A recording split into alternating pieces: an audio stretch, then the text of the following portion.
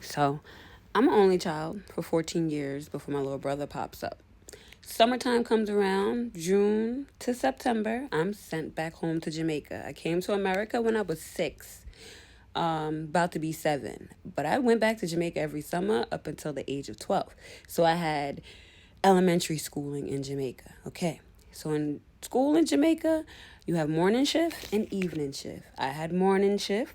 My best friend had evening shift. So when I go to school, I get out of school, she's going to school, okay? And then I got to wait till she get out of school so we could play in the evening, ride our bikes all around the town. All right. I be by myself for those couple of hours. I went to the dried up gully across the street from my house, which is basically my best friend Marsha house, her grandmother's house. So we usually play over there, but we play down by the gully side. So I'm over in the dried area in the gully section playing. I see a little girl over there. I don't usually see a little girl. I don't see nobody over here usually. So I'm like, what y'all do here? You know, so I never see her before. Who are you? You know, look, a girl, say her name. I don't remember her name. I promise you I don't. I had to be like 7. This was my first time going back to Jamaica. This is my first summer back in Jamaica after moving to America. So a lot of my memories, you got to bear with me, is blurry, but I remember them to the point where I could tell you the story. So I'm talking to the little girl. Don't really remember her name. We having a blast. I'm jumping on the tree, playing on the tree the same way I play with Marsha, because Marsha's my best friend, but Marsha's not there. Marsha's at school. I'm showing her the tricks I be playing and stuff on the trees, bouncing on the dried up tree trunks, all that. Showed her. And she's like, yeah, me have to go now, me have to go. And I'm like, oh, where I go? You know, go to school.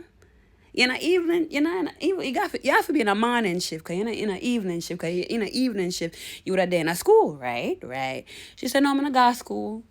She said, yo, you can't go up to the house on the top of the hill and ride your bike all the way down to like the yellowish, bluish house or whatever. I remember that. And she said, can you tell them, say, me no drown? I no drown my drone. Okay? Like, my cousin pushed me. So I'm like, what? She said, yeah, go up and drive. She said, me know say ride your bike, right? I'm like, yeah, I'm ride my bike. Me I forgot meet my friend. She said, yeah, ride your bike up to the hill and down the street to the yellowish and bluish house. Yeah, that one there. Just tell them, say, I'm a drone, me drone. Tell them. I said, okay. All right, because she leaving, I'm leaving, walking out the gully too, because she leaving, I'm leaving. I grab my bike, I ride my bike up to the house. It's guys outside, a guy and a girl or whatever. So I ride by, don't go in. I said, hey, a little girl just tell me, say, I know drone, she drone. Our cousin push her. And they say, what? What you just say?